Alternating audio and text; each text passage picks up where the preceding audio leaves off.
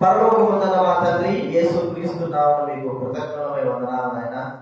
మా ప్రియమైన ప్రభువా, ఈరోజు మీ పాఠశాలలో మేము రావడం చూడకుండా ఆగస్టు మాసంలో ప్రభువా ఈ 17వ దినంలో మమ్మల్ని చేర్చి స్తోత్ర తండ్రి. నిన్నటి దినాన్ని ఎంతో మంది గ్రహించిపోయారు.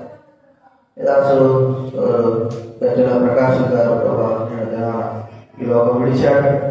నేను సేవ చేస్తున్న వ్యక్తి అయితే ఈ రోజు తను లేడు. మేము ఆరాధించడానికి పూర్వకంలో తను లేడు. ప్రభావ జ్ఞానం చేసుకుంటున్నాం.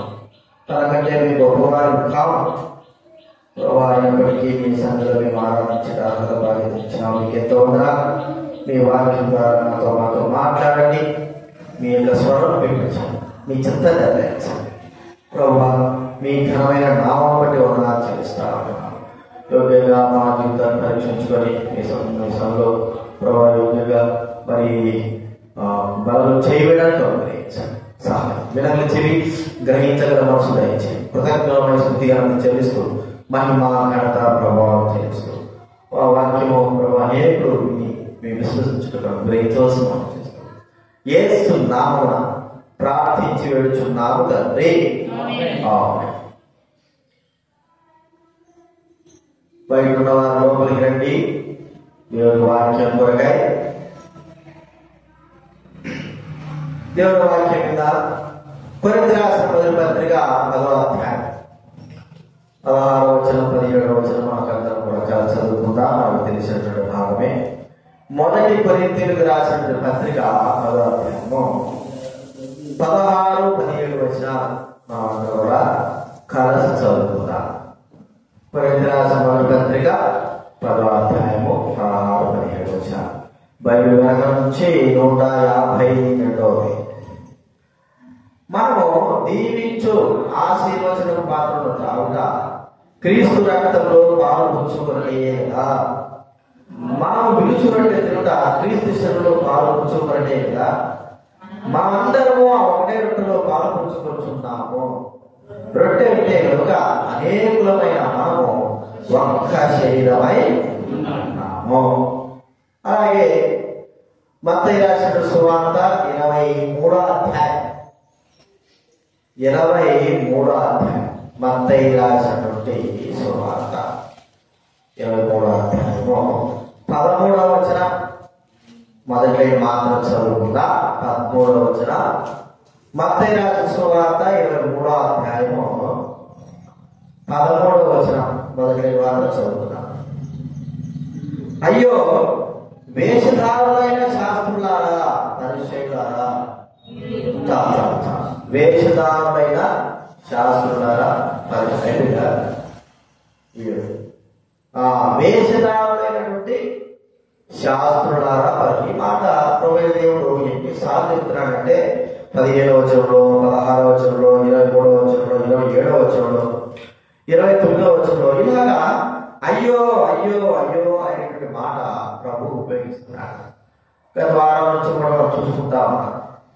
అంటే ఏదో తప్పిపోతుంటున్నాం, లేకపోతే నశించిపోతుంటున్నాం, లేకపోతే ఏదో ప్రమాదంలో ఉన్నాము అన్నట్లుగా ఇక్కడ శాస్త్రులు పరిశ్రమ వారి గురించి ప్రభు ఇక్కడ మనతో మాట్లాడుతూ ఉంటున్నారు.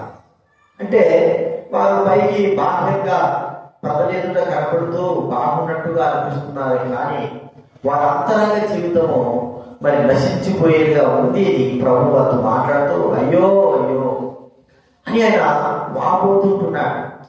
మరి ఈ మాట మనం ఆలోచించగలిగితే, మీరు సరి చేసుకోగలిగితే, అయ్యో మీరు ఇలా ఉన్నారు, మీరు సరి చేసుకోగలిగితే, మీ మనసును మార్చుకోగలిగితే, మీరు సరైన ప్రవర్తన కలిగిన వారై, సత్ప్రవర్తన కలిగిన వారై ఉంటే మంచిది. లేకపోతే అయ్యో అనేటువంటి మాట అంటే దారిలో పోతున్న వారి విషయమై, నశిస్తున్న వారి విషయమై, దేవుడికి దూరమవుతున్న వారి విషయమై, తమ ఇష్ట ప్రకారంగా జీవిస్తున్న వారి విషయమై ప్రభు మనతో మాట్లాడుతూ ఉంటున్నాడు.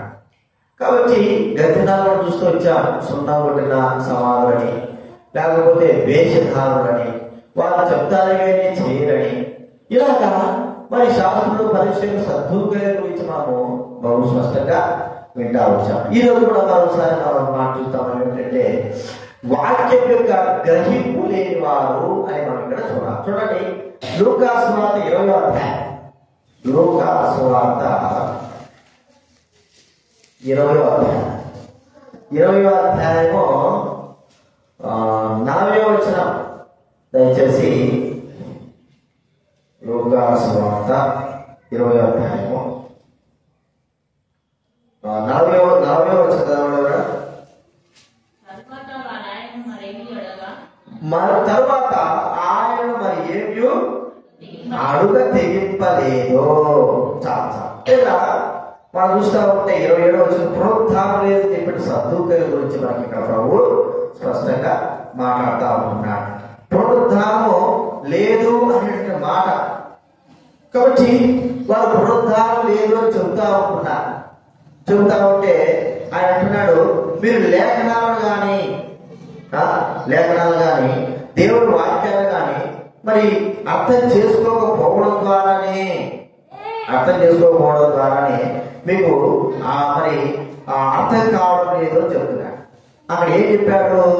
వారు ఒకరికి 7 మంది అంటే ప్రభువును ఏదైనా సరే ప్రభువు కలిగిన ఆ జ్ఞానం చేత లేకపోతే తనకు కలిగిన పాండిత్యం చేత ప్రభువుకు మరి ఏదైనా చుట్టుపరచాలనే విధానంలో వారు ఆలోచిస్తూ వచ్చారు. చెప్పి పునరుద్ధానం లేదు అని చెప్తూ మరి ఒకరికి 7 మంది ఉన్నారు. ఆ 7 మంది సోదరులు ముందు మొదటిగా వాడు పెళ్లి చేసుకున్నాడు. చనిపోతే మరి దైవగ్రంథం ఏం చెప్తుందంటే మరి తన సహోదరుడైనటువంటి వ్యక్తి ఆమె పిల్లలు లేకపోతే ఆమె పెళ్లి చేసుకుని సంతానం కలగజేయాలా? ఎందుకంటే తన సహోదరుని యొక్క ఆ పేరు తన కుటుంబంలో మార్చిపోకుండా ఉండాలా అనేట్టుగా దేవుడు ధర్మశాస్త్రం చెప్తా తన పేరు మార్చిపోకూడదు. మరి ఇట్లా 7 మంది సహోదరులు ఉన్నారు. అందులో 7 మంది కూడా ఒక వ్యక్తిని ఒక అమ్మాయిని పెళ్లి చనిపోయారు. చచ్చిపోయిన తర్వాత అందరూ కూడా పునరుద్ధానం పైకి పోతారన్నారు కదా. ఈ పునరుద్ధానం పైకి ఎక్కిన తర్వాత ఏం జరుగుతుంది? అక్కడ మరి వారు ఎవరికి భారీగా ఉంటారు అనేటువంటి మాట చెప్తా ఉంటే ప్రభు అంటున్నాడు అక్కడ దేవదూతలుగా ఉంటారు. అంటే వారు చెబుతున్నారు కానీ వాక్యం యొక్క గ్రహింపును వారు కలిగి ఉండలేకపోతుంటున్నారు అని ఇక్కడ ప్రభు మనతో మాట్లాడుతుంటున్నాడు. వాక్య గ్రహింపు అనగా వారు వాక్య గ్రహింపు అర్థం చేసుకోలేకపోవడం ద్వారా వారు అలా జీవిస్తా ఉన్నారు అని మనకి ఇక్కడ చెప్పబడతా ఉంది. ప్రియమైన వాళ్ళ కొన్నిసార్లు మనం ఎట్లుంటామంటే దేవుడి వాక్యమును లేఖనాలను అర్థం చేసుకోలేము. వాక్యం యొక్క భావం మనకు అర్థం కాదు. అలాగా వాక్యం యొక్క భావం అర్థం కావడం లేదు కాబట్టి మనము మన ఇష్టం వచ్చినట్లుగా మనం నడుచుకునే వారంగా ఉంటాం. లేఖనం ఏం చెప్తా ఉంది?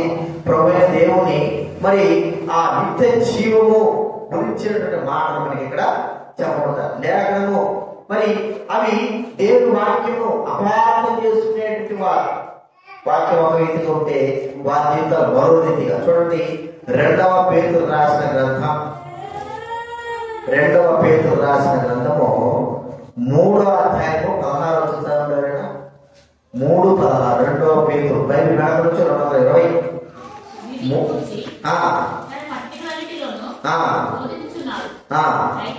అయితే కష్టమైనవి విద్యావిహీనులు తక్కిన లేఖనములను అపార్థము చేసినట్లు చూడండి తక్కిన అస్తులైన విద్యావిహీనులు దేవుని వాక్యాన్ని అపార్థం చేసుకుంటున్నారు. అందుకే ఇక్కడ మనం చెప్తుంటే మత్తయి సువార్త 22వ అధ్యాయం వేసుకోవడం చూడండి 22వ అధ్యాయం 29 మత్తయి సువార్త 22:29 కనుక మత్తయి సువార్త 22:29 మత్తయి రాసిన సువార్త 22 అందుకు యేసు లేఖనములను గాని ఎరుగక లేఖనాలను గాని దేవుని శక్తిని గాని ఏం చేస్తున్నారంటే ఎరుగక అంటే దేవుని వాక్యం మనకు తెలుసుకోలేకపోవడం ద్వారా దేవుని వాక్యం. అందుకే భక్సింగ్ గారు చెప్పే మాట ఏంటంటే దేవుని వాక్యం చదవండి. దేవుని వాక్యం మరి ఆ వాక్యం తెలియకపోవడం ద్వారానే చూడండి లోకంలో బ్రతకాలి, లోకంలో మంచిగా జీవించాలా, లేకపోతే అమ్మ ఏదో మొద్దులుగా ఉండి లేకపోతే ఇతరులు మోసపరిచేటట్లుగా ఉంటే అందరూ కూడా మరి మనల్ని ఎగతాళి చేస్తారు. లోకంలో బతకాలంటే మనకి ఏం కావాలంటున్నాడు? లోక జ్ఞానం కావాలంటే లోకంలో చెప్పే మాట ఏంటి? చదువుకోవాలి కదా. ఆడవాళ్ళైనా మగవాళ్ళైనా ఏం కావాలా? చదువు అయితే ఏమవుతుంది? లోకంలో ఉన్న విషయాలకు తెలుస్తాయి, లోక కార్యాలు తెలుస్తాయి. ఏది మంచి ఏది చెడు ఏం దొరుకుతా ఉంది అనేది మనము గ్రహిస్తాం. చదువు లేకపోతే ఏం గ్రహించలే. చదువు లేకపోతే ఏం కూడా మనకు అర్థం కాదు. అంటే లోకంలో ఉన్న విషయాలు తెలుసుకోవాలి, కొద్ది జాగ్రత్తగా ఉండాలి, లోకంలో గ్రహింపగలిగి ఉండాలంటే చదువుకుంటే ఆ చదువును బట్టి ఆ చదువుకు అంటే చదువు నేర్చుకుంటే మనం ఏదైతే చదువుతామో ఒక బస్సు ఎక్కాలనుకో, బస్సు ఎక్కితే ఏదో గుడ్డెట్టు పెట్టడం కాదు, ఆ బస్సు మీద పేర్లు ఉంటాయి. ఏది చదువుకోవడం ఎక్కితే ఎక్కడికో వెళ్తాం. కానీ మరి చదువుకుంటే ఎవరైనా చదివితే ఆ బస్సు చూడగానే ఈ బస్సు ఎక్కిపోతుంది అర్థం. లేకపోతే లోకంలో ఏదైనా అరాచకాలు జరుగుతున్నాయి, పరిస్థితులు జరుగుతున్నాయి, పేపర్ చదివితే వాటింటే మనం ఏం చేస్తాము? చదువుకున్నప్పుడు చదివినప్పుడు ఓహో ఈ జరుగుతున్నాయి, లోకం ఇట్లా జరుగుతున్నాయి మనము గ్రహిస్తాం. మరి దైవికంగా దేవుని వాక్యమును అర్థం చేసుకోవాలంటే మనం ఏం చేయాలి? దేవుని వాక్యాన్ని చదవాలి. అంటే దాన్ని అర్థం చేసుకోవడం ద్వారా, చదవలేకపోవడం ద్వారా, గ్రహింపు లేకపోవడం ద్వారా విద్యావిహీనులు అనే మాట. విద్యావిహీన అంటే చదువు రాలేదా. దాన్ని ఏం చేస్తున్నారు? చాలా మంది అపార్థము చేసుకుంటారు. లోకంలో చాలా మంది ఇన్ని చదువుకున్నా ఏం చేసినా దేవుడి వాక్యం అపార్థం చేసుకుంటున్నారు. అర్థం ఏంటంటే వారు విద్యావిహీనులుగా వాక్యము అర్థం చేసుకోలేని వారు ఉంటారు. లేఖనాలను కానీ అంటే ఈయన శాస్త్రులు పరిచయాలు సద్దుకైన వారు చెప్తున్నారంటే పునరుద్ధరణ లేదయా అనే మాట మాట్లాడుతూ వారు ఈ వాక్యం ఆధారం చేసుకుని ఇలా చెప్తుంటే యేసుప్రభువు అంటాడు, మీరు లేఖనాలను కానీ దేవుడి వాక్యాన్ని ఏం చేయలేకపోతున్నారు? అర్థం చేసుకోలేకపోతున్నారు. కాబట్టి నేను కూడా ఎన్నోసార్లు వాక్యం చెప్తా ఉంటాను, అర్థం చేసుకుంటున్నారని. దేవత గుండెతో పట్టింది, చేలు పడింది, ఇంకా వేస్తా ఉంది. ఏం వేస్తుంది అర్థం కాదు. ఆ ఎద్దు వేస్తా ఉంది, ఏదో గడ్డి తింటాలి, కానీ ఏం తింటారో అర్థం కావాలి. అప్పుడు వాక్యం చెప్తున్నాను, ఏ రోజైనా సరే వాక్యము అన్న ఈ వాక్యం నాకు అర్థం కాలేదు, లేకపోతే ఈ వాక్యంలో ఈ విధంగా ఉంది కదా అని మనము అర్థం చేసుకునే విధంగా మనము ఏదైనా చెప్పగలుగుతున్నాం, నేర్చుకోగలుగుతున్నాం, దాన్ని గ్రహించగలుగుతున్నాం. చెప్పిన వాక్యమును మనం గ్రహిస్తున్నాము, గ్రహించడం లేదని అర్థం ఏంటంటే నువ్వు చదువుతా ఉంటేనే దాని గురించి మనం ఏం చేస్తామో గ్రహించున్నాం. వీరేం చేస్తున్నారు? ఏదో పాత పద్ధతులాగా దేవుడు ధర్మశాస్త్రాన్ని వల్లించుకొని ఏదో కొన్ని మాటలు గుర్తు పెట్టుకొని వారు ఏం చేస్తారు? యేసుప్రభువు దగ్గరకు వచ్చి, జ్ఞానే యేసుప్రభువు దగ్గరకు వచ్చి ఈ మాట మాట్లాడతారు. పునరుద్ధరణ లేదని చెప్తున్నారు కదా, ఉంటానన్నారు కదా, ఇట్లుంది కదా, ఇలా ఉంది కదా, మరి చనిపోతే మరొక వాళ్ళు వెళ్తారు కదా, పునరుద్ధరణ వెళ్తారు కదా, వారు ఎవరికి భారీగా ఉంటున్నారు. లేఖనాలు ఎదుగులేని వారుగా, వారు గ్రహింపు లేని వారుగా ఉంటున్నారు. ఇతరులకు మనం సమాధానం చెప్పాలన్నా కూడా దేవుడి వాక్యం గ్రహింపు కలిగిన వారుగా మరి చెప్పాలన్నా కూడా మనం కావాలి. మనం ఏం చేయాలి? ముఖ్యంగా దానిని మనము లోతుపాత్రలో తెలుసుకొని దానికి అర్థాన్ని మనము గుర్తించాలి. దాని పక్షులు మరి దేవుడు తన వాక్యం ద్వారా తన మాట్లాడుతూ వచ్చాడు. దేవుడు వాక్యం ద్వారా ఇలా ఉంది. సంఘ దర్శనము, సంఘ పద్ధతి, సంఘ కార్యక్రమాలు ఇవన్నీ కూడా ఎలా వచ్చినాయి? సొంత తలంపులు, సొంత ఆలోచనలు, వాదిష్ట ప్రకారం వచ్చింది కాదు. దేవుడి వాక్యం చదివి ఆ వాక్యంలో ఉన్నట్టుగా నెరవేర్చడం ద్వారా, దేవుడు తనకు బోధించడం ద్వారా ఈ క్రమం అనే పద్ధతి మనకు ఇదినా ఉంటున్నాం. అయితే ఈ క్రమ పద్ధతి మనం గ్రహించలేము. కాబట్టి దేవుడి వాక్యంలో గ్రహింపు లేనటువంటి వారు నేను దేవుడి వాక్యంలో ఎంతగా ధ్యానించి గ్రహించాలి. ఊరికే ఉండడం కాదు, గ్రహించాలి, ఆలోచన చేసుకోవాలి. ఈ వాక్యం ఈ మాట ఎందుకు చెప్పాడు, ఎందుకు దేవుడు ఈ వాక్యం రాయించి పెట్టాడు. గ్రహింపు లేకపోతే, ఆలోచన లేకపోతే మనము ఏం చదువుతున్నామో అది మనకు గుర్తు, మరి ఆలోచన చదివేది మనకు అర్థం కాకపోతే దానివల్ల ప్రయోజనమేమి లేదు. శాస్త్రుడు పరిచయం గుడ్డివారుగా ఏదో గుడ్డిగా నమ్ముతున్నా ప్రియమైన వాళ్ళ గ్రహింపు. మాకు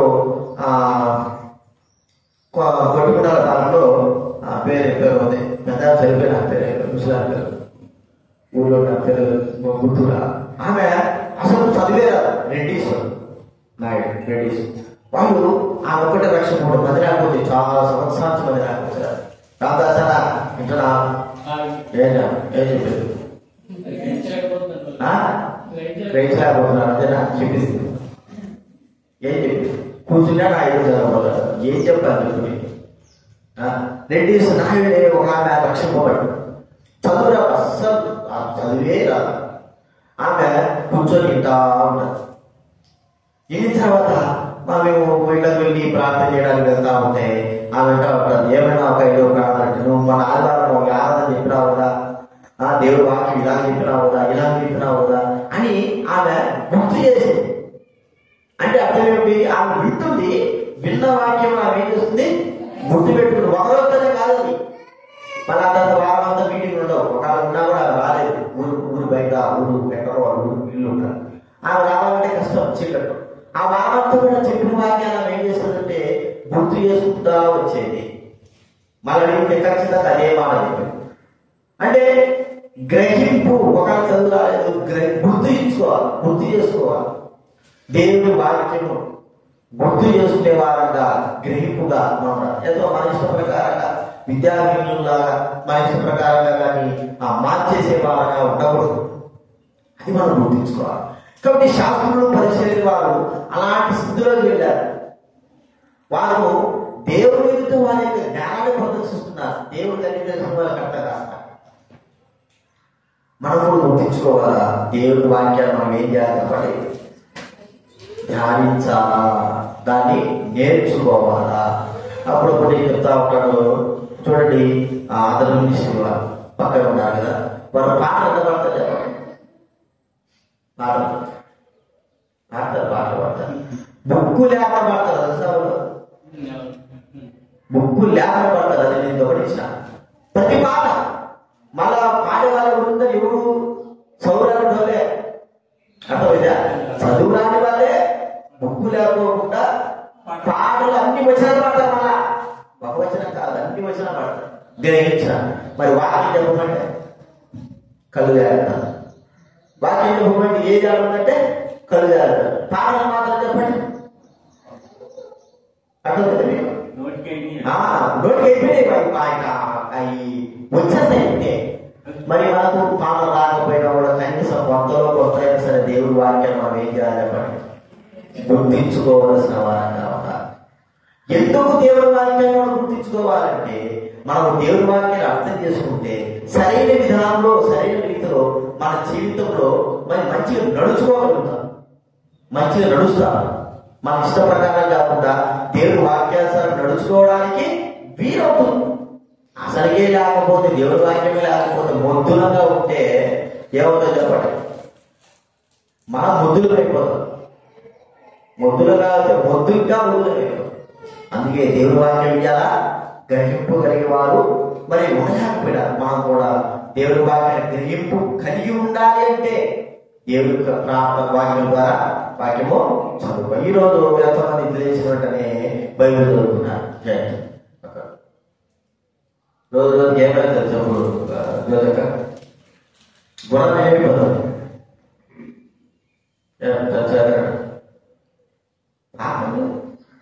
ఏ బైబిల్ ఏ బుక్ చెప్తారా? నువ్వే చదివేదా? వాళ్ళకి మాత్రం చేయి చెప్తారు, నాకు కూడా పర్లేదు. కానీ పాత్ర మాత్రం బైబిల్ మాత్రం బైబిల్ చదవాలి కదా. ఏమైంది? కష్టమైపోయిందా? ఉదయాన్ని చేసి బైబిల్ లేదా చదువు రాదా? దేవకడికి చదువు రాదు అసలు రాదు. దేవకటే వదిలిపెట్టి ఈ చదువు చూడాలి మీరే నువ్వే ఇలా నువ్వు మంచి కొత్త ఇంట్లో నిద్ర అస్సలు ఆగడం చెప్పాలి.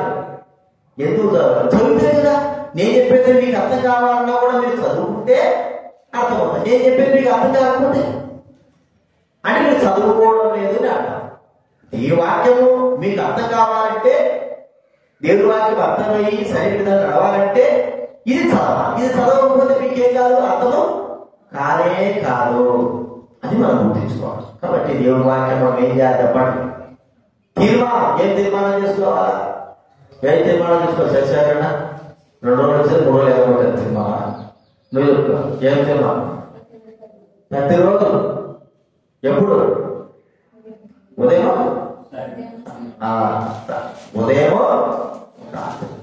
ప్రతిరోజు ఏం తీర్మానం చేసుకుంటారా? చేసుకుంటారా? చేసుకుంటారు. తీర్మానం అంటే ఏమి? నీకు 1,00,000 రూపాయలు ఇవ్వని చెప్పినారా? లేకపోతే ఒక ఇల్లు కట్టేసుకోమన్నారా? ఏం చెప్పినారు?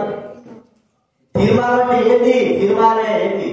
బైబిల్ చదువుతాము అనేటువంటి ప్రతిరోజు ఆ తీర్మానం ఏం చేయాలి? పాటించాలి. అర్థమైందా? అప్పుడే దైవ సేవకుడు ఎవరైనా సరే చిన్నగా పెద్దగా వాక్యం చెప్పినప్పుడు మనకు బహు స్పష్టంగా అర్థమవుతుంది. ఇది ఈ విషయం ఇలాగా అర్థమవుతుంది. ఒక చిన్న మాట అయినా సరే మనకు అర్థమవుతుంది. అసలుకే కాకుండా అర్థం కాలేదు అంటే అర్థం ఏమిటి అంటే బైబిల్ మనము చదవడం లేదు అని అర్థం. అది మనం గుర్తించుకోవాలి. ఇది శాస్త్రులు పరిశీలన వారు ఊరికి పైకి మాత్రమే ఉండి ఏదేదో పైకి ఇప్పుడు చూడండి ఎట్లా ఉంటుందంటే కొందరు లోకసమైన వారు వాళ్ళు వీళ్ళు ఏమంటారంటే దైవవాక్యమును అక్కడక్కడ తీసుకుంటారు. అంటే ఏ జరిగిన పాప సంబంధమైన జరిగితే దేవుడు రాయించి పెట్టిన మనకు బుద్ధిగా రాసి అవి తీసుకొచ్చుకొని ఈ వింటున్నాయి కదా ఎన్ని చేస్తారు. ముఖ్యమైన విషయాలు ఏమి కూడా వాళ్ళకు రావు. ఏదేదో అలా అక్కడక్కడ వీళ్ళతో లోకంలో అక్కడ దౌర్భాగ్యం లేదు. దేవుడు వాళ్ళకైనా సరే సరైన విధానంలో మనం సమాధానం చెప్పాలి అంటే కాస్తో కొంతైన సమాధానం చెప్పాలని మనం ఏం చేయాలి? దేవుడు వాక్యాలు చదివితే ఈరోజు ఒకరోజు కాదు 10 సంవత్సరాలు 20 సంవత్సరాలు అయినా సరే కొంతైనా సరే మనం దేవుడి వాక్యాన్ని ఏం చేస్తామో నేర్చుకుంటాము, గ్రహింపగలిగి.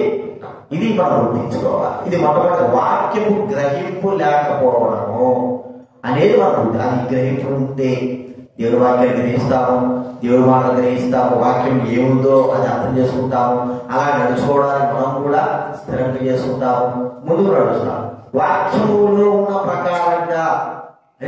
ఇది మొట్టమొదటి. రెండవదిగా వీళ్ళు ఎలా అనుకున్నారు? అయ్యో ఈ ప్రభు ఎందుకు అర్థం చెప్తున్నాడంటే వారు తమ్ముడు తాము కాకుండా ఇతరుల లోపాలను చూపించారు. అర్థమైనా? శాస్త్రుడు పరిశీలన ఎలాంటి ఉందంటే చూడండి. మార్కు సువార్త 12వ అధ్యాయం 14వ వచనం చదవడం. వారు వచ్చి మార్కు సువార్త 13 వారు మాటలలో ఆయన చిక్కుపరచవాలని చాలా మాటల్లో ఏం చేయాలనుకున్నా అంటే చిక్కుపరచాలి, ఏదో తప్పు పెట్టాలి, వేదిక చూపించాలి. అంటే వారు సరి చేసుకోలేని వారు పొందుతున్నారు.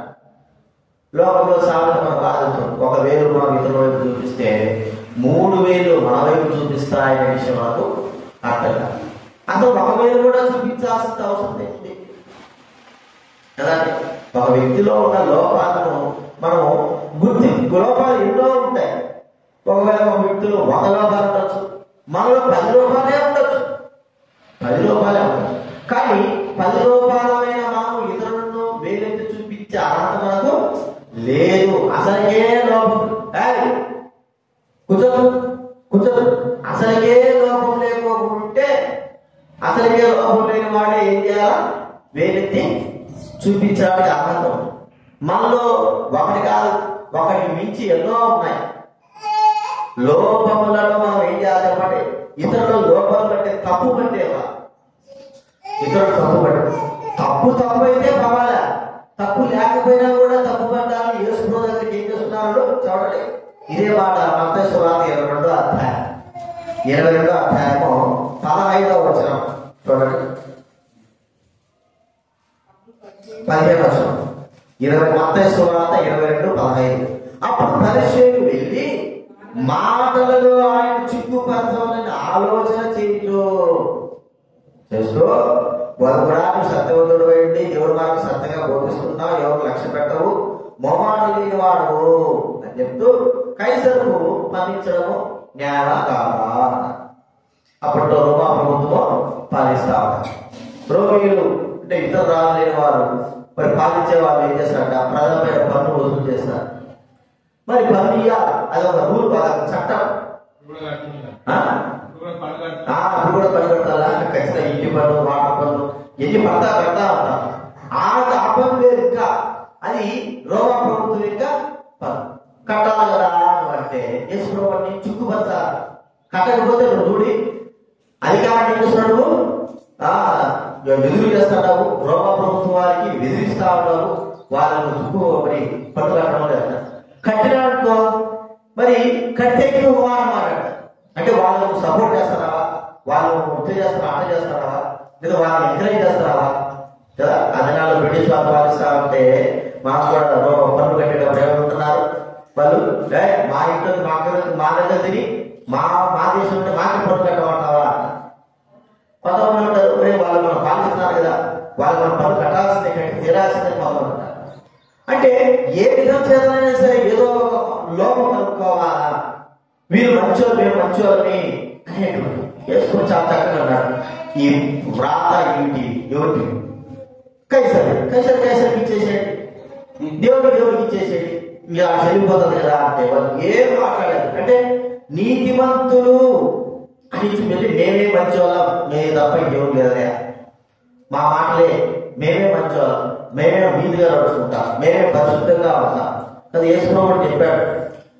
పరిసేయుడు శాస్త్రులు, సుంకరి పరిసేయుడు ఇద్దరు ప్రార్థనకు వచ్చిన ముందు ఒక మాట చెప్పాడు. తానే నీతిమంతులు అనుకున్న వారితో ఈ మాట చెప్తాడు కదా. లూకాసు 18వ అధ్యాయం,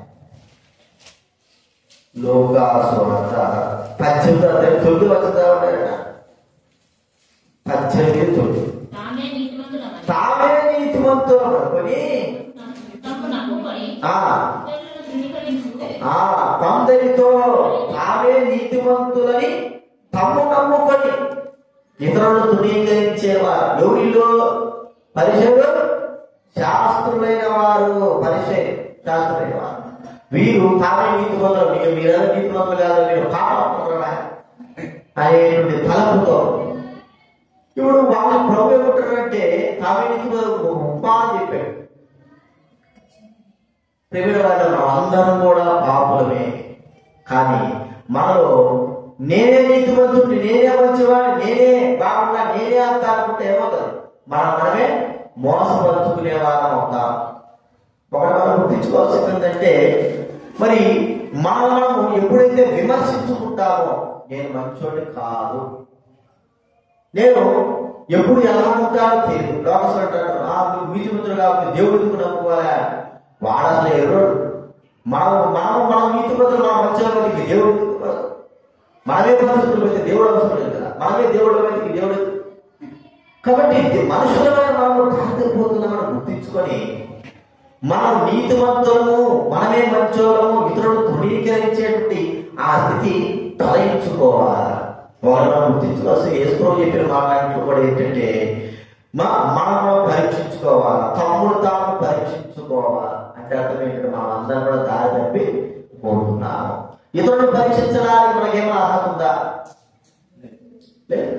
దేవుడు ఉంది, ఆయన దోషములను కనిపెట్టి చూచినలా అంటే ఆయన దోషాలు కనిపెడతాడు. ఎందుకంటే ఆయన నీతిమంతుడు కావాలి, దోషాలు కనిపెడతాడు. ఆయన పవిత్రుడు. చూడండి, ఆ పాపకు వ్యభిచారంతో పట్టబడిన స్త్రీని యేసుప్రభువు తీసుకొచ్చిన తర్వాత అందరూ అంటున్నారు రాళ్ళతో కొట్టి సంపాలా. వాళ్ళు చేసింది వాళ్ళు కనపడాలి, వాళ్ళు ఈ వాళ్ళు కనపడాలి. అర్థమైందా? వాళ్ళు ఏమంటున్నారు, ఏవో పెద్ద మంచోళ్ళగా నీతిమంతులాగా కొట్టాల సంపాల పొంచాలా అంటారు. యేసుప్రభువు అంటాడు ఒకటే మాట, మీరు పాపం లేని వాడు మొట్టమొదటి రాయంట. నేను నీతిమంతుడిని, నేను మంచోడిని, నేను అట్టడోని ఇట్టడోని అనుకుంటున్నారు కదా మీరు, ఒక్కసారి రాయి. అసలు నిజంగా వాళ్ళు ఎట్లా పోయినారంటే వచ్చిన అందరూ కూడా తామే నీతిమంతులు అంటూ వచ్చారు. ఒకడు కాదు, పెద్దలు ముందుకొని పిల్లల వరకు వచ్చినారంట. చిన్న పిల్లలు కూడా ఉండే అంటే ఉంటారు, చిన్న పిల్లలు కూడా ఆ తత్వం మేము కూడా బాగున్నారు. కానీ వాళ్ళ మనసులో ప్రభు యొక్క మాట గుర్తుపడింది. మార్పులు కదరా, రేపు మోసగాలు కదరా, ఇట్లా చేసిన అట్లా చేసిన అలాంటి వాడు ఇలాంటి వాడు, ఆ పాపం ఈ పాపం ఎన్ని చేసినా కదరా అంటే అంటే మనల్ని మనము విమర్శించుకోవాలి. ఇతరులలో లోపం చాలా మంది ఈ తత్వం కలిగి ఉంటారు. ఈర్మ్యా గ్రంథం 9వ అధ్యాయం, ఈర్మ్యా గ్రంథము 9వ అధ్యాయం 6వ వచనం చదవలేనా? ఈర్మ్యా గ్రంథము 9వ అధ్యాయం బైబిల్ మధ్య నుంచి 6:35. ఈర్మ్యా గ్రంథము 9వ అధ్యాయము ఇంటదా 6వ వచనం. నీ నివాస స్థలం కాదని ముందుండే చదవాలి. దాని ముందు ఆడుండేది ఏం లేదా? ఎదుటి వారి తప్పులు కనపడలేదా? 6వ వచనంలో అక్కడి నుంచి చదవకూడదు, నీ ఇక్కడి నుంచి చదవకూడదు. అక్కడి నుంచి ఆ పురుషపడి అభ్యాసం దగ్గర కామపడిందా? కామపడిందంటే అర్థం ఏమిటి? 6వ వచనం నుంచి రన్నింగ్ అని అర్థం. చదువు. ఎదుటివారి తప్పుడు పట్టవాలని ప్రయాసపడుదురు. అర్థమైందా? ఏం చేస్తారంటే ఎదుటివారి తప్పులు పట్టాలని ప్రయాస. వాడు మంచోడు కాదే, నేనే మంచోడు. వాడు అక్కడ కాదు, నేనే ఇంటి మంచోడు. ఎప్పుడు గుర్తుపెట్టుకోనండి, ఎవరు అందరూ వాడు చేసిన తప్పులు మనం చేయకపోవచ్చు, మనం చేసిన తప్పులు వాడు చేయకపోవచ్చు. కానీ మనం గుర్తించుకోవాల్సింది ఏంటంటే మన తప్పులు మనమే సరి చేసుకోవాలి. ఎదుటి తప్పులు సరి చేసుకునేటువంటి ఆ యోగ్యత అర్హత మనకి ఎంత మాత్రం కూడా లేదు. సరి చెయ్యాలా లేకపోతే వారిని విమర్శించాలనేటువంటి తలపుడు వద్దు. మనది మనమే అని మనం గుర్తించుకోవాలి. అది కేవలం దేవుడు మాత్రమే. ఒకవేళ ప్రేమతో చెప్పాలనుకుంటే చెప్పొచ్చేమో, కానీ సరి చేయాలని చెప్పడం మన వల్ల కానే. కాబట్టి దేవుడు చెప్తున్నాడు, నేను లోపాలు చూస్తే మీరు ఎవరు వస్తారు? మనము ఇతరుల లోపాలు చూసి అలసిపోయింటాం. ఎన్నో లోపాలు, అంతకు మించిన లోపాలు మన జీవితంలో ఉన్నాయని మనం గుర్తించుకోలేకపోతాం. అంతకు మించిన లోపాలు మనకి ఎంతమంది ఎన్ని లోపాలు చూసినామో అంతమంది లోపాలు మన జీవితంలో కూడా ఉన్నాయి. అవి కనబడడం లేదు. ఇతరుల లోపాలు మాత్రమే మనకు కనబడతా. అది మనం గుర్తించుకోవాలి. కాబట్టి ఇప్పుడు అది కనబడాలి అంటే, ఆ లోపాలు కనబడాలంటే అర్థమైనటువంటి దైవ వాక్యము దగ్గరికి మనము రావాలి. అర్థం దగ్గరకు వస్తే ఏమవుతుంది? మనం ఎలా ఉన్నామో ఎట్లున్నామో ఖచ్చితంగా మనకు కనబడుతుంది. అర్థం దగ్గర రాకపోయినంత వరకు మన ఎదురుగా ఉన్న వాళ్ళందరికీ లోపాలు కనబడుతూనే ఉంటాయి. ఇప్పుడు మన లోపం మనకు కనబడాలి అంటే ఇతరులు మన లోపం చెప్తాడు, కానీ మనం తృణీకరిస్తాం. ఎదురాడు నా మీద అది ఇది అంటాం కదా. లేకపోతే ముక్కు మీద లేకపోతే చంప మీద ఏదో ఒకటి ఆ చిన్నదా పొడి పడిందో లేకపోతే అన్నం పడిందో చూస్తే ఇక్కడ ఇది చూసుకో, ఇక్కడ ఇది చూసుకో, ఇది తీసేసుకో అని చెప్తాం. మనం ఏం చేస్తాం చెప్పండి? ఆ వ్యక్తిని భౌతిక సంబంధంగా ఉన్న వ్యక్తి మనం చెప్పినప్పుడు వెంటనే మనం సరి చేసుకుంటామా లేదా? చేసుకుంటాం. ఎందుకంటే వాడు ఎదురుగా ఉన్నవాడు చెప్పాడు కాబట్టి. అదే పాప సంబంధం లోపల వాడు చెప్పాడు అనుకో, ఎదురున్నవాడు వెంటనే మనం ఏం చేస్తాం? రియాక్షన్ అవుతాం. నేను మంచి, నువ్వు మంచోడుగా, నువ్వు అంటాడు, నువ్వు ఇంటాడు, ఈ మాట మాట్లాడు అంటే అర్థం ఏమిటి? మన లోపాలు మనకు కనబడడం లేదు. ఆ లోపాలను చూపించినప్పుడు మనలో ఉద్రేకం పెరిగిపోతుంది. సరి చేసుకోవాల్సింది పోయి ఉద్రేకం పెడుతుంది. మరి భౌతిక సంబంధం మన మొహం మీద పడినవన్నీ కూడా మనం చూసినప్పుడు, ఇతరులు చెప్పినప్పుడు మనం వింటున్నాము, చూసుకుంటున్నాం, బాగా శుభ్రం చేసుకుంటున్నాము కదా. మరి ఆత్మ సంబంధంగా మనలో ఉన్న లోపాలు ఇతరులు చెప్పినా కానీ దేవుడు చెప్పినా కానీ మనం ఎందుకు సరి చేసుకోలేకపోతున్నాం? దానికి అర్థం ఏంటంటే నేనే మంచోడిని. అర్థమైతే నేను మంచోడి, నాకేం లేదు, ఎంత మంచిగా ఉంటారు, నేనంత బాగానే ఉంటారు, అది తత్వం. కాబట్టి ప్రియమైన వాళ్ళ ప్రభు మనతో మాట్లాడే మాట ఏంటంటే తమను తాము తృణీకరించి మనం గుర్తించుకొని మనం ముందు పరీక్షించుకొని ఇతరులు పరీక్షించే బదులు అసలు ఇతరులు పరీక్షించుకునేటువంటి ఆ అలవాటును మనం అంతా కూడా తొలగించుకోవాలి. పరీక్షించుకునే అలవాటు లేకపోతే దాని నుంచి మనం దూరం చేసుకోవాలి. మనం ఒకవేళ మనం చూసే కొద్దీ మనలో అలాంటి యొక్క ఉన్నాయేమో మనం పరీక్షించుకోగలిగితే మనం ఆత్మీయంగా ఎదుగుతాం. లేకపోతే అంతట్లో దౌర్భాగ్యం ఈ శాస్త్రుల పరిచయంలాగా అయిపోతుంది. శాస్త్రుల పరిచయానికి దేవుడు డైరెక్ట్ గా చెప్పేస్తున్నాడు. డైరెక్ట్ గా సాకమాట పక్కకు పిలిచి చెప్పింది కాదు. డైరెక్ట్ చెప్తారా, మీరు సున్నా కొట్టిన సమాధిలో మీరు ఎలాంటి వారు, వేషధారులు, మీరు సంతానం కానీ ఒకరు కూడా చెయ్యరు. మీరు అన్ని లోపాలు మీ ముఖాల్లో, మీ జీవితాల్లో, మీ ఆత్మలో, మీ జీవితంలో ఉన్నాయి, అన్ని ఉన్నాయి. డైరెక్ట్ చెప్తున్నాడు. చెప్పగలిగేవాడు అంత ధైర్యం చెప్తున్నాడంటే ఆయన పరిశుద్ధుడు కాబట్టి చెప్తున్నాడు. మళ్ళీ ఆయనకు ఎదురుగా వాళ్ళు చెప్పలేకపోయినారు కదా. ఇప్పుడు నేను మిమ్మల్ని ఏదైనా అనుకో, చూసినావులే, నీ కథ బాగుందా, నువ్వెక్కడో బాగుందా, నువ్వు నాకు చెప్పొచ్చున్నావా అంటారు. ఎందుకంటే నాలో ఉన్నాయి కాబట్టి మీరు, నేను అన్నా కూడా మీరు దాన్ని తీసుకోలేదు. నేను మంచి చెప్పినా కూడా మీరు వినరు. ఎందుకంటే నాలో ఉన్నాయి, లోపాలు ఉన్నాయి కాబట్టి నేను సరి చేసుకోకుండా లేకపోతే వాటిని దూరపరుచుకున్నా చేసినా కూడా నా లోపాలు ఉన్నాయి కాబట్టి మీరంత మాత్రం. అయితే దేవుడు చెప్తే ఖచ్చితంగా, ఎందుకంటే ఆయన లోపాలు కూడా లేవు కాబట్టి లోపాలను పరీక్షించి ఇతరుల మీద వేదెత్తి చూపించే ఆ పద్ధతిని మనం మార్చుకోగలిగితే మన వైపు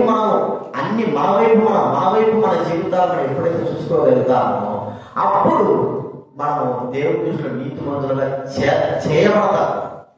లేకపోతే మన జీవితంలో ఎంతో నష్టము. ఎందుకంటే మనం ఇతరులను చూసి మనం నశించిపోతుంటున్నా, ఇతరులను చూసేసి మనమే పాడైపోతుంటున్నా, ఇతరులను పరీక్షించి మనమే నష్టపడతాం. అది మనం గుర్తించుకోవాలి. కాబట్టి ప్రియమైన వాళ్ళ తమలోని లోపాలను ఇతరుల లోపాలను పట్టేవారుగా ఉన్నారు. అయ్యో, మీరు మిమ్మల్ని చూసుకోవడం ఆయన, మీ జీవితాలు బాగు చేసుకున్నాడు. ఇతరులు చూసేంత స్థాయి రాలేదు, ఒకటి చూసేంత లోపం. ముందు మీరు జాగ్రత్త చేసుకోండి. ప్రభుత్వంతో మనతో కూడా మాట్లాడుతున్నారు. తర్వాత శాస్త్రీయ పరిశోధన గురించి అయ్యో ఎందుకంటున్నాడంటే మార్కు సువార్త 12వ చెప్తారు. 12వ మార్కు సువార్త 13 నుంచి 15 వచనాలు అంటే 15వ వచనం చదవండి. మార్కు సువార్త 12:15. మార్కు సువార్త 12:15 చదవండి. ఇచ్చదమా ఎక్కువా ఆయన అడిగి వారి వేషధారణ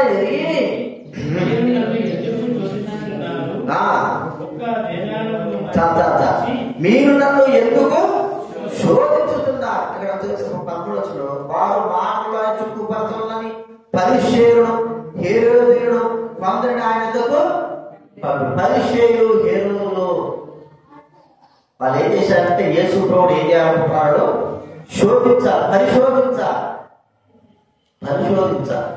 అంటే ఆయనలో ఏదో పరిశోధన, వారు బాధ పెట్టాలా అన్నట్లుగా. అంటే సైతాను వల్లే వారు ఇతరులను శోధించేవారు. సాధారణ ఏం చేస్తాడు చెప్పండి, శోధిస్తాడు. ఇక్కడ ఏముంది, శోధిస్తున్నారు. దేవుడు ఏం చేస్తాడు, మనిషిని బాగా గుర్తుపెట్టుకోడు, శోధించాడు, పరిశోధిస్తాడు. దేవుడు ఏం చేస్తాడు, పరిశోధిస్తాడు. సాతాను ఏం చేస్తాడు, శోధిస్తాడు. రెండు విషయాలు తేడా కదా, పరిశోధన, శోధన. అందుకే మీరు శోధనలో ప్రవేశించకుండాట్లు అంటాడు యేసురావు. ఇంకోటాడు సాతాను శోధించకుండాట్లు అంటాడు. పరిశోధన అంటే అర్థం ఏంటి, దేవుడు మనం పరీక్షించడం అర్థమైందండి. పరిశోధన అంటే అర్థం ఏంటి, పరీక్షించడం. ఎలాగో పరీక్షించాలి, దేవుడి మీద ఆధారపడాలనుకో. మనం దేవుడి మీద ఆధారపడి యేసు ప్రభు గురించి ఒకసారి మనం చూద్దాం. ఆయన మరి బాప్తిసం తీసుకొని కొండకు వచ్చేసాడు. సాతాను ఆయన తరుముకొని వచ్చినట్లుగా కొండ మీద తీసుకొచ్చాడు. అక్కడ ఏం చేస్తున్నాడు, సాతాను ప్రభువును శోధిస్తున్నాడు. కదా, ఏం చెప్పాడు, నువ్వు దేవుడి కుమారుడు అయితే కొండ నుంచి పైకి దూకు. వెంటనే దేవుడితో వచ్చి నేను ఏం చేస్తాను, కాలు పట్టుకో, కాలు రాయగలకుండా పట్టుకో. అర్థమైందా? ఇప్పుడు సాతాను ఏం చేస్తున్నా అంటే శోధిస్తా ఉంటున్నాడు. నువ్వు చెయ్యి, అది చెయ్యి, ఇది చెయ్యి కదా.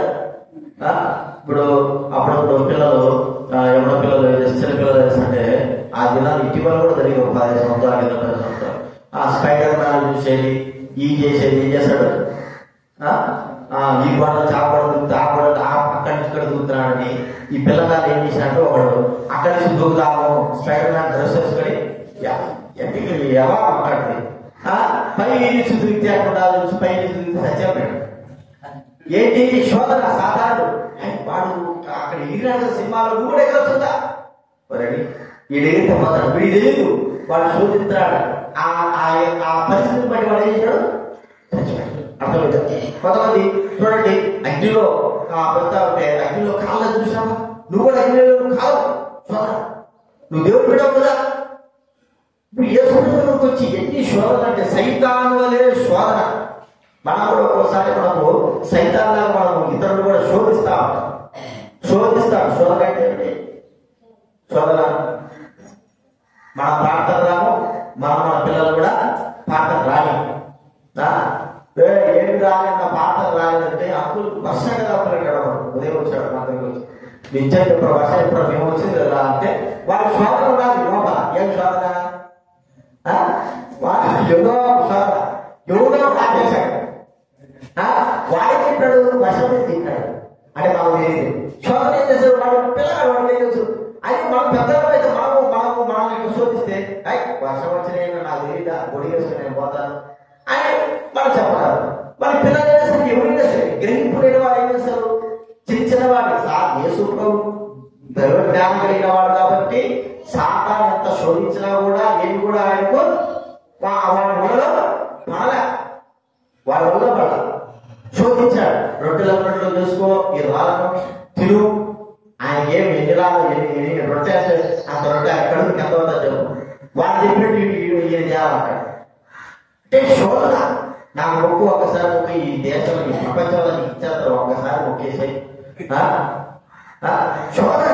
మరి మనమైతే ఏం చేస్తాం చెప్పండి, దేవుడి వాక్యం పక్కన పెట్టుకుని ఎవరు కూడా మొక్కకూడదు. ఒక వాక్యం ఉంటే దేవుడి వాక్యం సాతాను వచ్చి నువ్వు నాకు మొక్కులకి అన్ని ఇచ్చేస్తావు, భోగాలు అన్ని ఇస్తాను అంటే ఏం చేస్తాం అంటే ఒక్కటే ఉంటా లేదు. నువ్వు ఎన్నిసార్లు తొలి దండాలు కట్టమని కూడా నేను నీకేం చేస్తాను, నువ్వు డబ్బులు ఇస్తాను బంగారు ఇస్తానంటే ఉండక అర్థమైందా శోధన. అదే సాధు సింగ్ గారు కూర్చుని చెప్పిన మాట ఆయన ఎవరో 19 సంవత్సరాలు రక్షింపబడ్డాడు.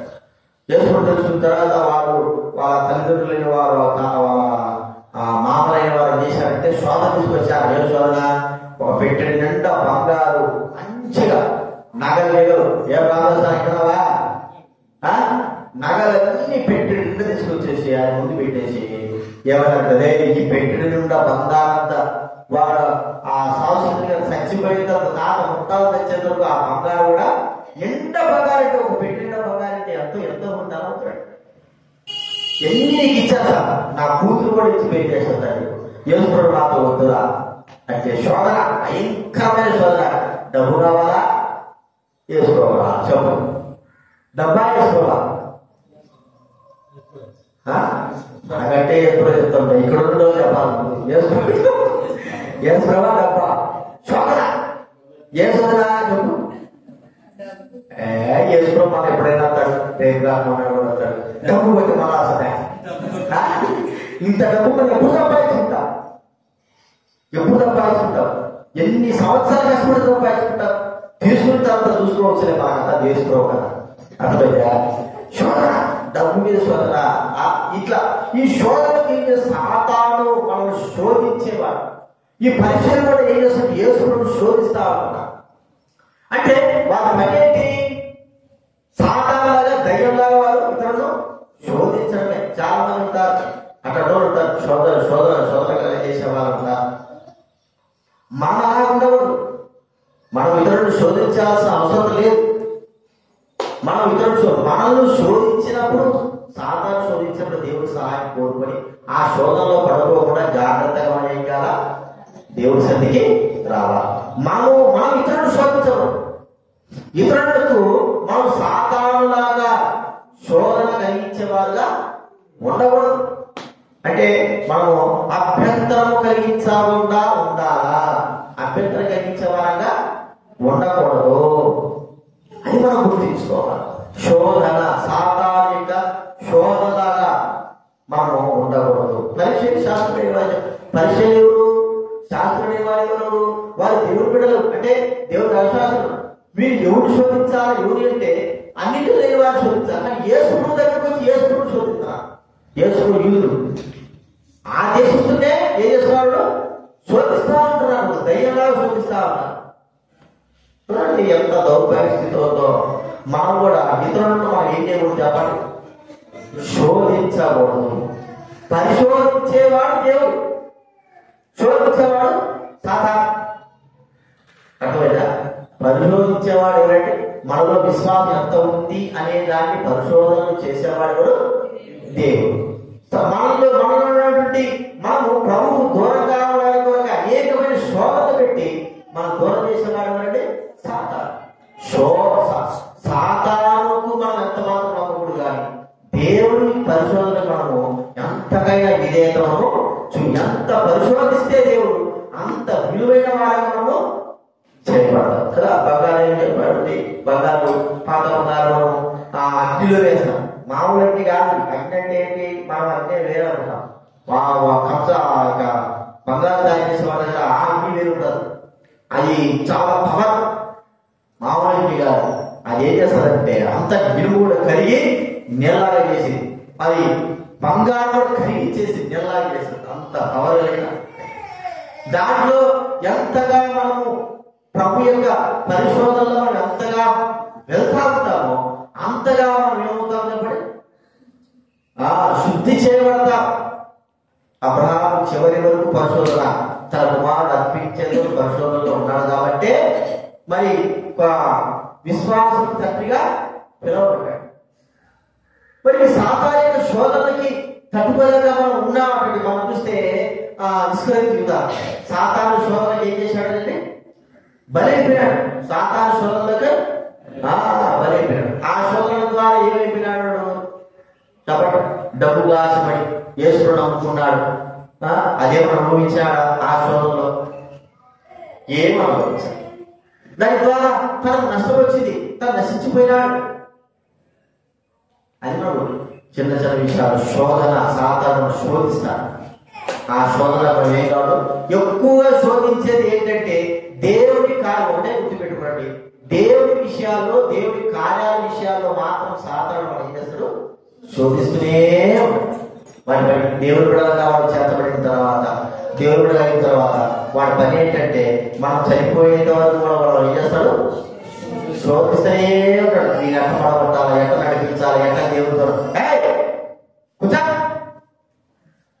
ఎట్లా నడిపించాలి, ఎలాగ చేయాలా, ఏ విధంగా వీరికి దేవుడు దూరం చేయాలా, ఎట్లా వీడిని నా నశింపజేయాలా.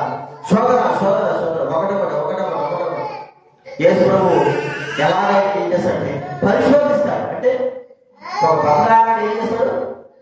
కంసాలి ఎలాగైతే అగ్నిలో పెట్టి ఎలాగైతే కలుస్తా ఉంటాడు, కాలుస్తాడు. ఇంకా దాంట్లో మస్తు దాంట్లో ఆయన అంతా కూడా పోయేదిగా ఉంటాడు. పరిశోధన అని మనము చూస్తున్నాం. కాబట్టి ఈ యొక్క శాస్త్ర పరిశులు సైతాలను శోధిస్తా ఉంటారు. సైతాన్ ధైర్యంగా శోధించడం అని మనం గుర్తించుకోవాలి. ఇక ఇది మూడోది మనం చూసుకుంటున్నాం. నాలుగోది మనం చూస్తామంటే దేవుడి ప్రేమను వారు గుర్తించలేకపోతున్నారు. వాళ్ళ కావాల్సినది ఘనత, బాగా ఆడంబరంగా ఉండాలి. కానీ దేవుడి ప్రేమ వాళ్ళ హృదయాలు లేదు. చూడండి మత్తయి సువార్త 9వ అధ్యాయం. మత్తయి సువార్త 9వ అధ్యాయం 11వ వచనం. మత్తయి సువార్త 9:11. పరిశీలన చూచి మీ బోధకులు శుంకరులతోనూ పాపులతో కలిసి ఎందుకు భోజనం చేస్తున్నారని ఆయన శిష్యుల శుంకరులతో పాపులతో కలిసి ఏం చేయాలంటాడు? ఏం చేస్తాడ? ఎందుకు భోజనం చేస్తున్నాడు? వాళ్ళు శుంకరుని పాపుల్ని వాళ్ళందరినీ విసర్జించేవారు. అంటే వాళ్ళని అసహించుకునేవారు. వాళ్ళ దగ్గర వెళ్ళడం, వాళ్ళ దగ్గర రాకపోవడం, వాళ్ళ దగ్గర అంటే వారిని ప్రేమించలేకపోవడం. ఇప్పుడు అక్కడ ఎక్కువైపోయినారు. వాళ్ళంటే ఇష్టపడతారా లోకంలో? దేవుడు వారు వెళ్ళి వారిని పరామర్శించి వారితో మాట్లాడినప్పుడు వాళ్ళు అంగీకరించడం అసలు పాపకి మందిరానికి అవి దేవుడి దగ్గరికి రావడం, అక్కడ పాపం దగ్గరికి అయితే ఏం చేస్తారు, ఎవరు పోయి దశపాలు అయ్యాడు, అక్కడ పోయి చేయడం ఏం చేస్తాడు అంటే ఇక్కడ చూస్తుంటే దేవుడు ప్రేమ గుర్తించలేకపోతున్నారు. యేసుప్రభువు వారు ఎందుకు సమరస్తుల ప్రాంతం వెళ్ళాడు? మరి యూదుడు కదా, సమరయులతో ఆయన సాంగత్యం చేయకూడదు కదా. ఎందుకు పాపమైన వారు సుఖరులైన వారు? మరి సుఖరులైన వారు ఎవరు? యూదులే. సుఖరులైన వారు అంటే అర్థం ఏంటి? వారు కూడా యూదులే, కానీ వారి యొక్క పోస్ట్ అంటారు అదనాల్లో మరి ఇది కొండలు చేసుకునేవారని, చెప్పులు కుట్టేవారని ఇలా ఉండే కదా. వీళ్ళు కూడా సుఖరులు అంటే అర్థం ఏంటంటే వాళ్ళు ఊరి గవిన ఎంటర్లో కూర్చొని వచ్చిన వారు ఎవరైతే వ్యాపారం చేసుకోవడానికి వస్తారో వాళ్ళందరి దగ్గర డబ్బులు వసూలు చేయాలి. అది గవర్నమెంట్ కు ఇవ్వాలి. ఈ వసూలు చేసేవాడు ఏం చేస్తాడు? మనకు తెలుసు, జక్కయ్య లోకాసంలో పడుతుంది జక్కయ్య గురించి. వసూలు చేసేవారు వారు న్యాయపరంగా చేయరు. వారి పనింత అన్యాయమే. న్యాయపరంగా వాడు లోపల సుఖకరమనేవాడు ఉంటే వాడు న్యాయపరంగా ఉండలేడు. అర్థమైందా? పోలీసు ఉండేటోడు న్యాయంగా సత్యంగా చెప్పు వాడు ఎట్లుంటారా? ఎట్లా చెప్పండి. అయ్యో పాపం అంటే కుదరదు. అర్థమైందా? పోలీస్ జాబ్ వెళ్ళిన తర్వాత అర్థమైంది లాయర్కి అన్ని నిజాలు చెప్తారా? చెప్పండి. లాయర్ ఏం చేస్తాడు? వాడి పని ఏంటి?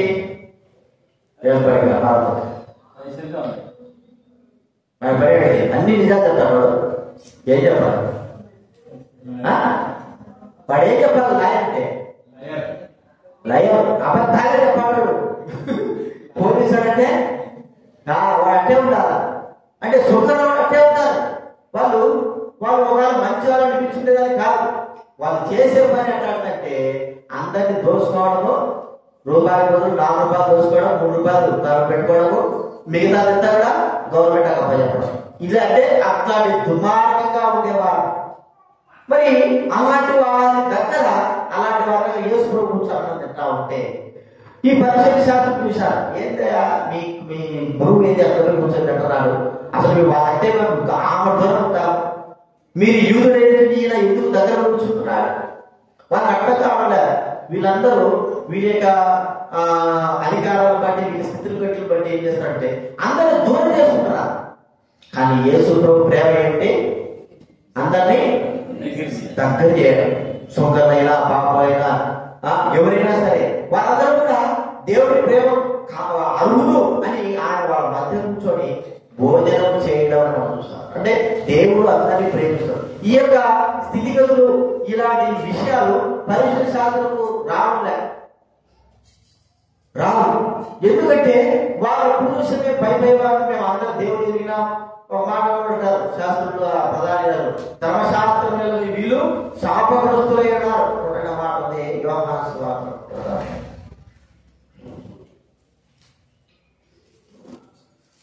ధర్మశాస్త్రం వీళ్ళు శాపగ్రస్తులై ఉన్నారు అనే మాట ఉంది.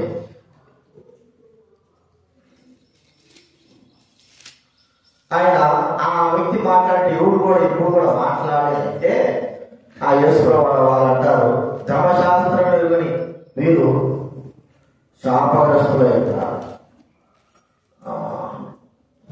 యోహాను సువార్త 7వ అధ్యాయం 45 నుంచి చదవండి. 45 నుంచి 49 వరకు. యోహాను సువార్త 7వ అధ్యాయం. ఆ పట్రోతులు ప్రధాన యాజకుని వచ్చినప్పుడు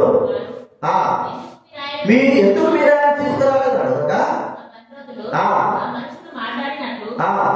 ఎవరు అన్నాడు మాట్లాడలేదండి. అందుకు పరిచయుడు మీరు కూడా మోసపోయినారా? ఆయన విశ్వాసం ఇచ్చినారా? అయితే ధర్మశాస్త్రం ఈ జనసమూహము శాపగ్రస్తమైన వారితో పరిచయులు కానీ అధికారులు ఎవరైనా సరే మీద ఆయన విశ్వాసం ఇచ్చారా? అంటే దేవుడి ప్రేమ చూపిస్తా ఉంటే ఆ వ్యక్తికి ఏమైంది? జీవించుకోలేకపోతున్నాం.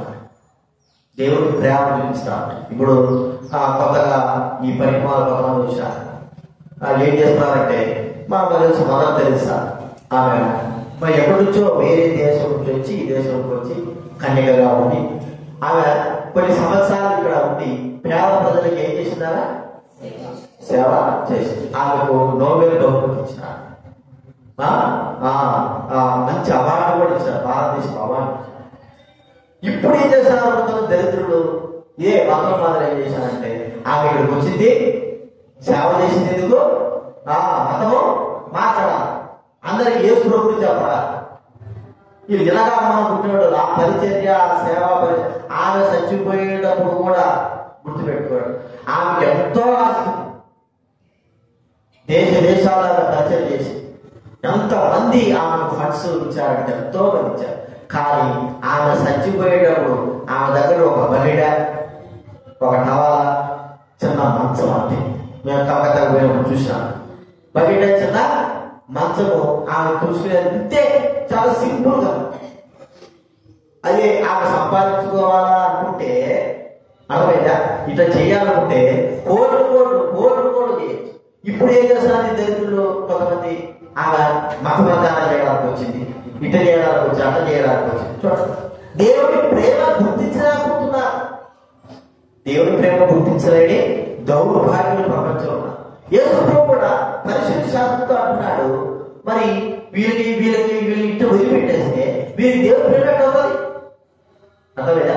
దేవుడు దూరం అయిపోయే వారిని వదిలిపెడితే దేవుడి ప్రేమ ఎట్లా తెలుసుకుంటారు?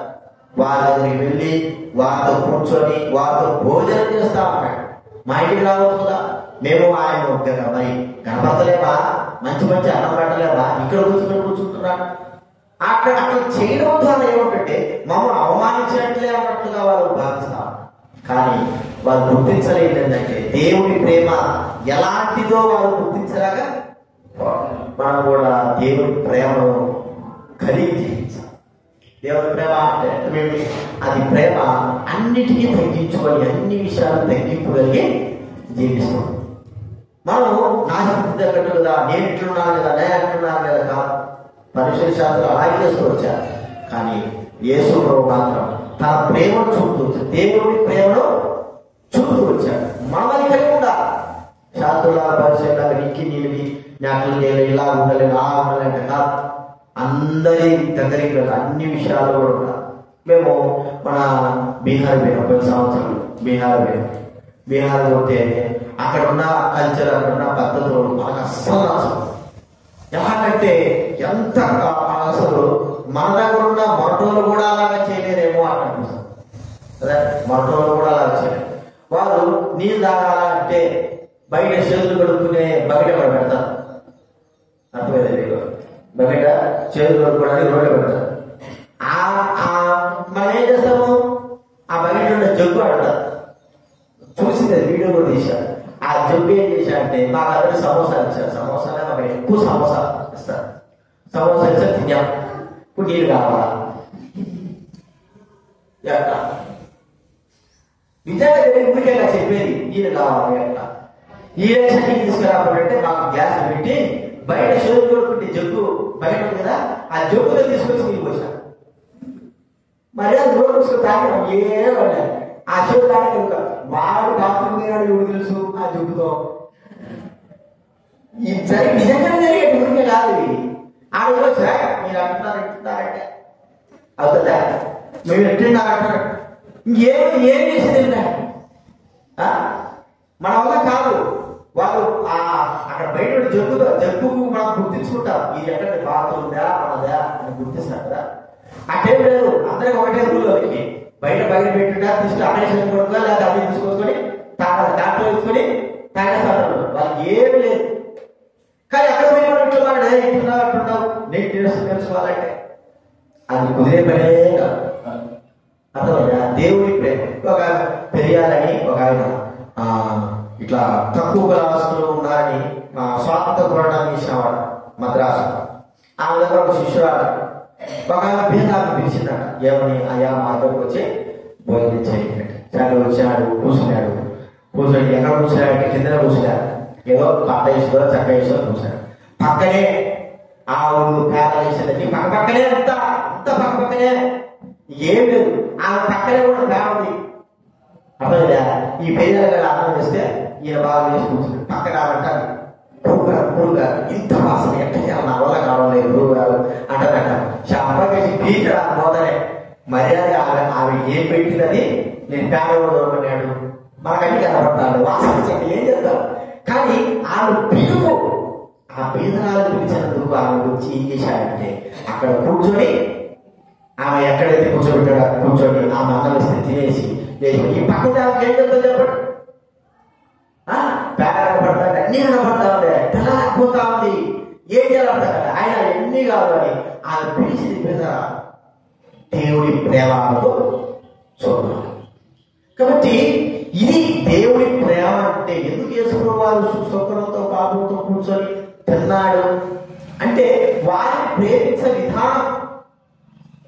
మనం కూడా అదే ప్రేమ అని అనుకుంటుంది. అక్కడ పోయిన తర్వాత బీహార్ పోయిన అక్కడ కూడా కొన్ని సందర్భాలు మేము వెళ్ళేవాళ్ళం చేసాం.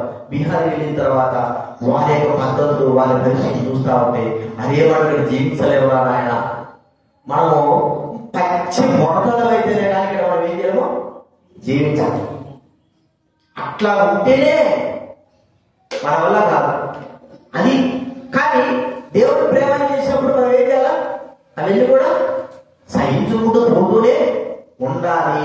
కానీ పరిశుద్ధ శాస్త్రం లేదే, దేవుడి ప్రేమ గుర్తించలేకపోతే ఎందుకు పోయినాడు ఎందుకు తిన్నాడు అన్నాం ఏం అంత అవసరం ఏముంది. మనం యూదులైన వారు దూరం ఉండాలి అంటున్నారు ఎట్లున్నారు అంటారు. కానీ యేసు ప్రభు దేవుడి ప్రేమ వారు గుర్తించలేకపోతున్నారు. అది మనకు మనం ఎప్పుడైతే దేవుడి ప్రేమను గుర్తించుకుంటామో మరి పరిశుద్ధ శాస్త్రం యేసు ప్రభు అనే ప్రేమను గుర్తించి మనం జీవిస్తాము, అప్పుడు మనం ముందుకు సాగుతాం. కాబట్టి ఈ 4 విషయాలు వాక్య గ్రహింపు లేకపోవడం ద్వారా వారు పొరపాటుగా వారు దేవుడి కార్యం జరిగిస్తూ వచ్చారు. అంత మాత్రం కాదు, తామే నీతిమంతులను ఇతరులు ధృవీకరించి వారు ఉన్నారు. ఇతర వైపు వేరెత్తి చూపెట్టి మీరు మోసగారిని అంటున్నారు కానీ వారు సరి చేసుకోలేకపోతున్నారు. 3వ చూస్తే దయ్యంలాగా సాతాన్లాగా ఇతరులను శోధించేవారుగా శోధకులు వచ్చినారు ఆయన శోధకులు అన్నట్టుగా శోధించేవారు శోధకులా ఉండకూడదు. 4వదిగా దేవుడి ప్రేమ మనం ఏం చేయాలా గుర్తించాలా, ఆ ప్రేమ ప్రకారం మనం ఏం చేయాలా. అప్పుడప్పుడు చేసాడు అంటాడు ఈ గరీబు దగ్గరికి ఎందుకు వస్తావు నేను వేసే జ్యోత గారి లేదు అసలు ఈ గరీబు దగ్గర అవుతావు నువ్వు ఏ రోజు అవుతుంది చెప్పు. టీగా తిని అర్థమవుతుందా పచ్చడి పెడితే పచ్చడి తిని గరీబు అట్లా అంటాడు. మళ్ళా ఏది ఇచ్చినా కూడా మేమేం చేస్తాం చెప్పండి. ఎక్కడ తిన్నదా వద్దే నెల ఈ రోజున డబ్బు ఎందుకు గరీబు ఏదైతే మొత్తాన్ని మాత్రం మనకు అది ప్రాముఖ్యం కాదు. మరి ఐస్ క్రీములు కానీ లేదా పెద్ద పెద్ద స్నాక్లు కానీ అవి పెడితే చెప్తా పెట్టడం పెడతాను ఆడదంటాను. ఈ కూడా మనకు అవసరం. మంచి భోజనాలు పెట్టేవారంట. ఏదో పప్పు సార్ వచ్చి అసలు ఇంకా ఇక్కడైనా ఒక రకం కానీ ఇక్కడే ఒక రకం చూస్తే ఎక్కడైనా మంచిగా భోజనాలు పెడతారు. ఇక్కడ కూడా ఒక్కోసారి ఆ రసాలు కానీ ఏం చేస్తా ఉంటారు ఆయన తెల్లాలి అలవాటు లేదు. ఇప్పుడు గోదావరిలో ఇక్కడికి వచ్చి తినాలి వాళ్ళు తింటారు. వాళ్ళు మంచిగా వాళ్ళ కూరలు కానీ వాళ్ళ పద్ధతులు కానీ ఎట్లుంటాయంటే అట్లా మనం పోతే మాత్రము నీకు ఎప్పుడు అట్లే తినాలని చూస్తాం. వాళ్ళ యొక్క రుచులు అట్లా ఉంటాయి. మరి వాళ్ళు ఏడో వచ్చి మీరు చూసినారు కదా, నేను చూసిన తక్కువే కానీ తెలంగాణ భోజనం అని ఆంధ్రాలో ఎక్కడ అన్ని కోపడదు. తెలంగాణ భోజనం ఆంధ్రాలో ఎక్కడ ఉండదు.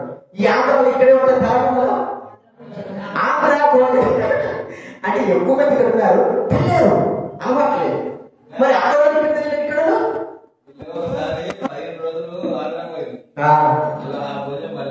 అదే చెప్పేది. ఇక్కడ అక్కడ తెలియదు, అక్కడ ఇక్కడ తెలియదు. అంటే ఇక్కడ వాళ్ళు తినే అలవాటు, ఇక్కడ తినలేని అలవాటు మనలాగా. కానీ ఎక్కడైనా సరే ఏది పెట్టినా కూడా దయపడిన వాళ్ళ దేవుడి ప్రేమ ఏం చేయాలి చెప్పండి. ఎంత లేని వాళ్ళైనా సరే వారు పెట్టినా దాన్ని ఉప్పు లేకపోతే ఏమైనా సరే మనం తినాలి. మంచిగా పెట్టినప్పుడు కూడా ఏదైనా సరే. అందుకే యేసుక్రీస్తు వారు దేవుడి ప్రేమను గుర్తించాలి మనుషులని ఆయన ప్రజల మధ్య కూర్చొని తినేవాడు. కొన్ని సందర్భాల్లో మనం చూస్తుంటున్నాం. వాళ్ళతో కలిసిపోయిన వాడు కాదు, వాళ్ళతో కూర్చొని భోజనం చేశాడు అంతే. వాళ్ళ పద్ధతుల ప్రకారం పాటించడం కాదు నేను చెప్పేది. వాళ్ళతో కలిసి ఇప్పుడు మీతో భోజనం చేస్తున్నాను, మీతో పాటు ఉంటున్నాను అంటే అది వేరు. కానీ మీ క్రియల ప్రకారం చేయడం అది మనం గుర్తించుకోవాలి. కాబట్టి మన జీవితంలో ఒకసారి గుర్తించుకుంటే ప్రభు మనతో మాట్లాడుతుంటున్నాడు. అయ్యో 10% యొక్క స్థితిగతులు ఎలా ఉన్నాయి, స్థితిగతులు ఎలా ఉన్నాయి మనం ఒకసారి గుర్తించుకొని మనము చేసుకుంటాం, ప్రార్థన చేసుకుంటాం. చేయి